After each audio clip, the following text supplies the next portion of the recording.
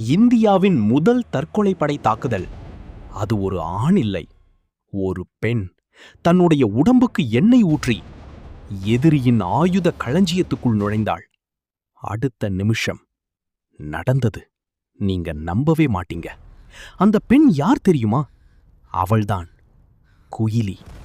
இந்த தியாகம் யாருக்காக தெரியுமா? தமிழ்நாட்டின் வீர ராணி வேலு நாச்சியாருக்காக. ஆங்கிலேயர்களை எதிர்த்து போராடிய முதல் இந்திய பெண் ராணி அவள்தான். 1730ஆம் ஆண்டு ராமநாதபுரம் பகுதியில் பிறந்தார் வேலு நாச்சியார்.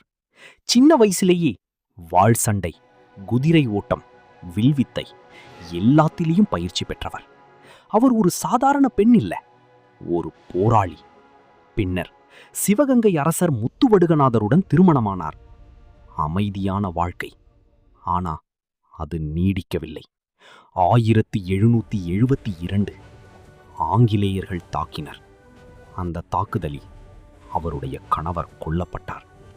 ஒரே இரவில் ஒரு ராணி ஒரு போராளியாக மாறினார். அவர் ஓடவில்லை, அவர் திட்டமிட்டார். பல ஆண்டுகள் ரகசியமாக படை திரட்டினார். அவரோடு இருந்தவர் குயிலி. ஒரு நாள்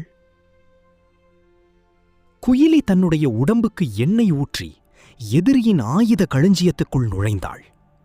அடுத்த நிமிஷம் தன்னையே தீயில் எரித்துக்கொண்டு முழு ஆயுத களஞ்சியத்தையும் அழித்தாள். அது இந்திய வரலாற்றிலேயே முதல் தற்கொலை தாக்குதல். அந்த தாக்குதலுக்கு பிறகு வேலு நாச்சியார் படைகள் தாக்கின.